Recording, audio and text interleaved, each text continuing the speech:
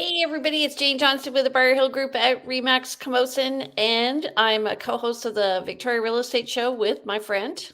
Hey, everybody. Nice to see you. Hi, Jane. It's Andrew Plank here with Royal LePage. How are you doing? How was your long weekend? It was a great long weekend. Yeah, got out. I reclaimed the flag.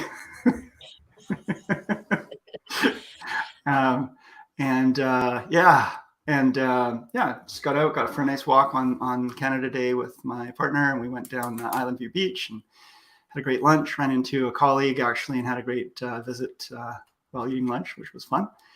And and then a few, showings, and it's always business, even though it's a long weekend. Realtors don't take days off.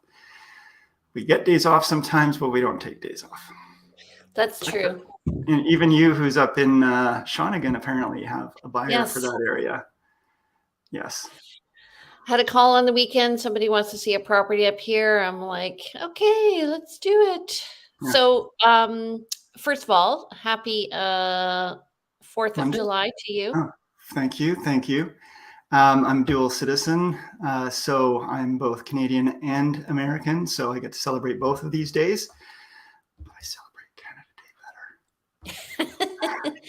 So when you say reclaiming the flag, do you mean because of the change in the connotation of the flag this year? The connotation, yeah, it just felt like, and it was really interesting because I was one of the few people out there. I mean, past Canada Days, you see people, with flags on and on their faces and all. And I think there's multiple reasons for it, right? So there's also a question of what is Canada and what does it mean to be Canadian? There's, I think, some First Nations connotation as well, which I haven't fully delved into, but I'd like to believe that you can sort of support both. But in terms of the whole freedom flag movement, that wasn't really my movement. And I've talked to a lot of folks in my friend circle who've said, this has tainted the flag for me. It doesn't have the same meaning. When I see a flag on a car, I cringe on a big truck. So, but for Canada Day, I figured, why not? It's Canada Day. Let's put some flags out. That's what the day is. I know. Actually, it's funny you say that. A lot of people were talking about reclaiming the flag, and so I'm up at Shawnigan Lake at a place where there's two buildings, and the lower building is all decked out in flags, and the upper building has none. Right. So, anyway, well, let's not overdo it. Pardon? I said, let's not overdo it. We're Canadian after all. We're not going to go. We're still subtle. We're still understated somewhat.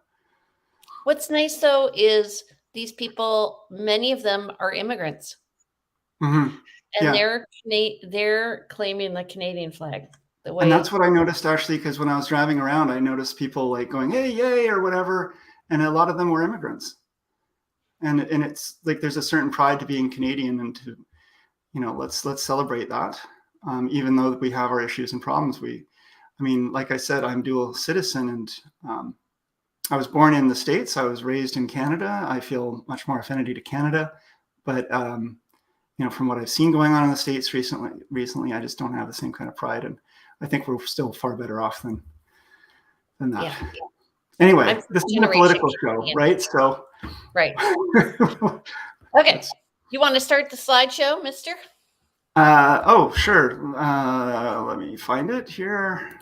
We're trying a different format today. Add to stream. Yay! Slideshow. Started over there. Actually, that worked. No, that didn't work. We'll go with that one. Jane, you're in control of the show, so the slides, right? Oh no, I can do it too. So here we are. Market watch. So we actually don't have the full market watch for this Monday because I guess the people at the board were also having a long weekend. They took Friday off, which is normally, I think, when they would have been putting together this. Well, yeah, they would have been putting together the stats. So here we are, July 4th, and we still don't have our month stats from June. So we're just going to talk about what happened in the last week. And so I'll take this one away. In the last week, we had 223 new listings go live with 127 go pending. So these are smaller numbers than we've been seeing. It was a long weekend. Well, long weekend doesn't count for these stats. Or does it? When did you pull these? Yeah, it would have till Thursday, but it was a very busy week, though. I think for people, I found a lot of people were trying to get homes that were on the market getting offers on them. So I think we'll see a lot more sales coming up the next week. In July. Okay. In July. Yeah. And it does, I mean, the stats are showing, pullbacks and pauses. And I was reading Leo Spaltz-Holtz's latest outlook. And, it does feel like he's still positive on some things. And I agree. I think we're going to see at some point pretty soon here, probably by fall, an equilibrium. So we are seeing, though, like 121 price decreases. That's a massive amount of price decreases. And I definitely was noticing that when watching the hot sheets. And also from the calls I was getting from clients saying, hey, can I go see this one? Can I go see that one? Look at the price. Yeah.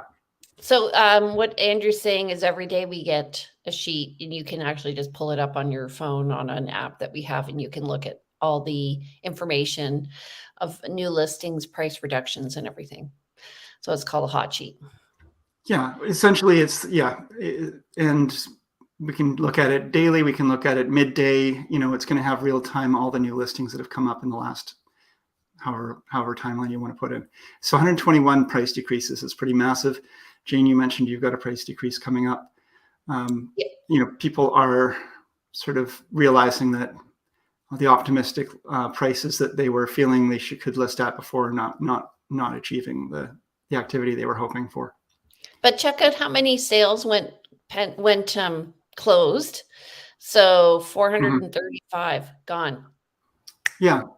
Now those are properties that could have gone unconditional in the last, on average, probably in the last month to 3 months, right? So there's a lag time on seeing these, but certainly it still shows that there's a vibrant amount of activity out there. 33 properties expired, unsold. 2 properties were withdrawn. Right. So I'm relisting a property today. We're doing a major price drop, and excited because I think that we're going to be right in the market. Good. We go there.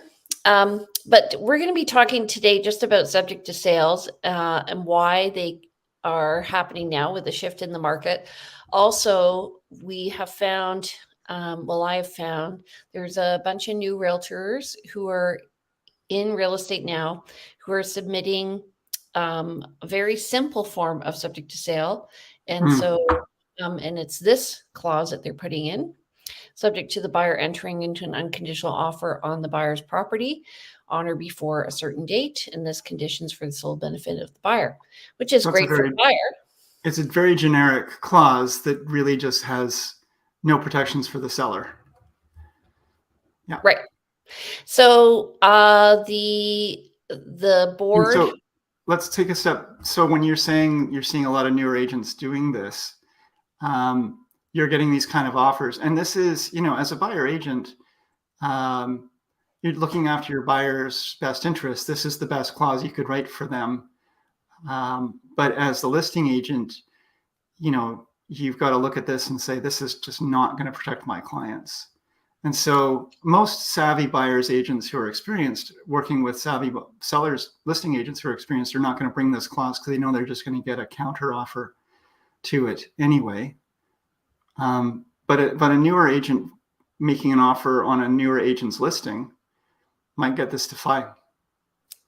Yes. And generally you need about 6 weeks in a time clause, I find. If it's any shorter, it makes the buyer a little nervous. But so when you're looking at a time clause offer, you're looking, how much time do I need to sell? And then how much time do I need for closing after? So you have to work backwards. So when do I want to complete? So if I have to, let's say I have a rate hold I need to make, maybe it's like September 30th. Then I want to have my subject to sale clause coming off 3 weeks, maybe at the most 2 weeks, least. 2 weeks ahead of that. Well, you've got to put yourself again in the seller's shoes and in your own shoes, and to say, I don't even know if I have a closing that happens, a week after this. I've made an offer that said I'll have my home sold by, the end of July, but we're going to close the first week of August. Then nobody knows if they're moving until the end of July. You've got 1 week to put all your ducks in a row, get your lawyers together, and move home. So it just doesn't work. And so that's why you need to have that gap, and you need to have more time for these time clause offers as well, because there's the ambiguity, the unknown of whether or not And anything can happen. you need to check your lawyer is actually available. Plus, it Yeah. takes a long time if you're getting a mortgage on your property to get that all arranged. Right. Yeah. So this is we have 4 forms that we use. One's the time clause form 1, which is the subject to sale form. And don't worry, folks, we're not going through these in detail today. Then the time clause form 2, which means that there has been a notification by the second buyer that there has been a sale on their property, and so they send this to the the seller sends this to the. Wait a minute. First, time clause 1 is you write the offer. Time clause form 2 is the backup offer. And then time clause form 3 is a letter of notification from the seller to the first buyer. And the time clause form 4 is the first buyer removing their conditions. That's clear as mud, right? So, when you bring your offer, a standard offer, attached to that standard offer, if you do need to have your home sold in order to make that happen, you're going to include the time clause form 1. And then if you've got and then that property is under contract. Now, if Jane's working with a buyer and they make an offer on a property and they use that form, and then I've got buyers who say, I'm interested in that property. And I tell them, look, it's under contract, but it's a subject to sale offer. There is so then we would be writing an offer that was subject to the first offer falling apart. Yes. And so I always say to people, when you go to a movie and there's somebody in line and they buy a ticket and there's like 2 seats left and there's 2 people and you say, so are you going to take those seats or not? That's the backup offer. And the backup offer says to the first offer, you going to go? You going to go? And the buyer, the first buyer has the option. And there's a 24, 48, or 72-hour clause where they or 16 and a half. It doesn't really matter. I mean, it could be anything. Sorry to get pedantic. Pedantic? Pedantic. Yes, thank you. I slur. I haven't been drinking. Anyway, it seems complicated, but essentially you're giving the first buyer the option, the first right of refusal. So sellers can consider other offers, and the buyer has the right to waive their conditions. So they get the first right of refusal. The buyer has time to remove their initial conditions. So the first buyer can be called at any time. The second buyer can only call the time clause once all of their conditions are removed. That kind of, again, depends on how that contract's written, though. I have seen contracts written where it could be written so that the time clause can get called just at an accepted offer, although that's not a very good idea. I wouldn't do that. For multiple reasons, yeah. And also, as a buyer agent, you can add in that you want the time to remove your conditions. So you get 7 to 10 days to remove your conditions. And then the seller can get their time clause form 3 issued if they have another offer in play. I'm just going to say, by the way, to all of our audience here, anybody watching this, time clauses and subject to sale offers are complicated and confusing. And maybe we could explain this better, but it is something that's best explained in person and situational. Although there's really common ways to do this, there's also a lot of different ways to do this. And so it's really important to, get advice of your realtor and to understand how this really does work. Yeah. So essentially for the seller, here's the problem. Well, here's the pro. The pro is that you have an offer on your property. And you go, I have a motivated buyer who's got their house for sale. What if they don't sell? That's a negative. Now, what's going to happen with all the other people who want to view the property? As a seller, do I want that? Do I want that condition?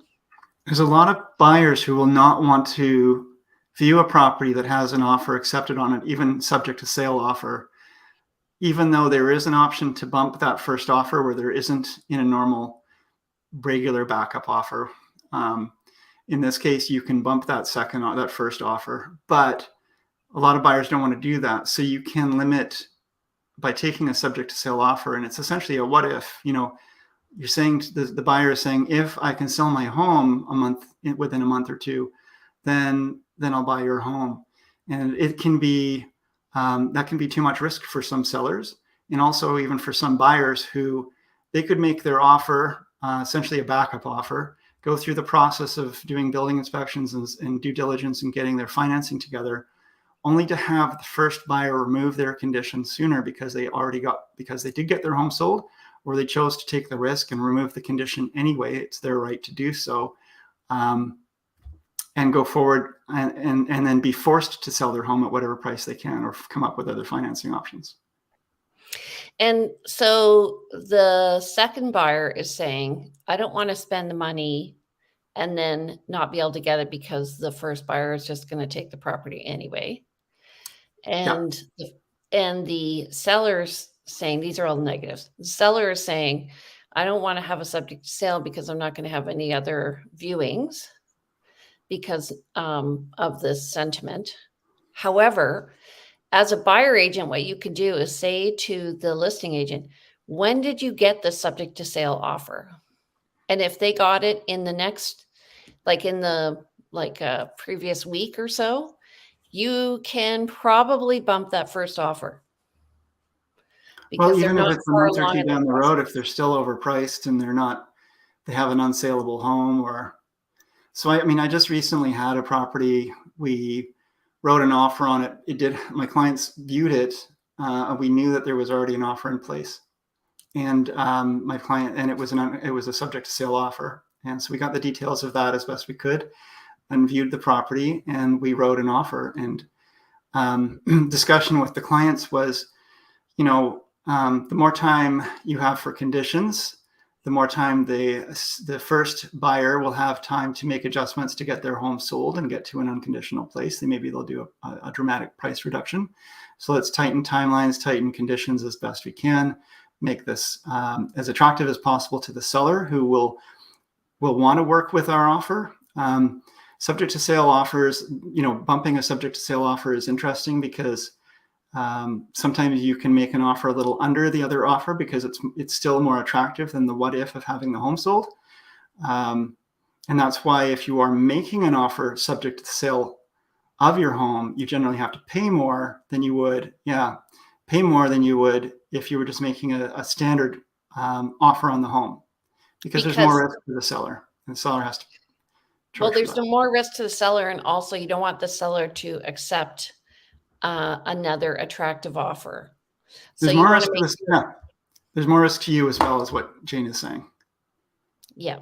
As the buyer. So as a buyer, now they're going to become more common, because buyers are now going to be saying, okay, well, I don't want to be caught with two properties, which people over the past 2.5 years have really managed to avoid generally, because they've been able to sell their house pretty quickly. So now people are going to be saying, I want to have the subject to sale because I want to know where I'm going before I put my house on the market, and I don't want to risk having two properties. But it all depends on whether or not, it really depends on your agent as well, and whether or not they're going to be assertive with you in your pricing and all of that, and how they're going to manage you, because it is stressful. And writing a subject to sale offer as a seller, like if you've written the offer and you're the buyer and you're now selling your property, you're more motivated to take a lower price on your place to get it done. Right. If you, as the buyer who has a property to sell, you're going to be number one, you have to pay more for the property you're purchasing to overcome the seller's risk. And then when it comes time to sell your home, you need to sell it for less because you're under the gun. There's a short timeline. But the reason for this topic today, as Jane said, is today the market has softened. We're seeing more properties on market. We're seeing longer times on market. And there's not the same sentiment of, you know what, I can get my own home sold, in a week. So I'm just going to make an unconditional offer on this home that I really like, because I just know the seller's not going to accept a subject to sale offer. They're not even going to accept probably an offer with any conditions. So I'm going to take the risk. I'm going to buy this one, and then I'm going to get my home sold and hope the same thing happens for me with selling my home. And so we didn't get this. There was a lot less of the whole subject to sale offer. Yeah. In a shifting market, people can get caught. So what they're trying to do is stop themselves from getting caught by owning two properties. So you really want to be financially responsible, fiscally responsible, and be smart. So if you don't want to write an offer subject to sale, then write an offer. Get your house listed on the market first. Once you start getting offers, then go and look. Right. So this is the unending question, the chicken and egg. Do I sell my home first and then go shopping, or do I go shopping first and then sell my home? And depending on your financial position, your risk assessments and so forth, either has pros and cons. So again, talk to your realtor, talk through the possibilities, talk through the options, and understand the costs of going each way. Right? Just to say, though, also, there are still multiple offers happening if people are pricing their homes reasonably. So you really want to price your home reasonably. You want to be true to the market, and especially if in a market where there's a risk of it going down, you definitely don't want to be too high, because you'll just get caught way behind. Yeah. And you won't get the activity you need, and you may end up having to sell for less than you could have when you first started out. Yeah. And previously, we had that market triangle, and the buyer was up at the top of the market triangle, even though market value was probably here. And they're the people who influence the market going up. So all those top level people have gone away, and now we're just at market value again. Mm-hmm. And so that's why there's more listings coming on. There's more choice. Yes. So you have time. Don't panic. Right. Talk to your realtor.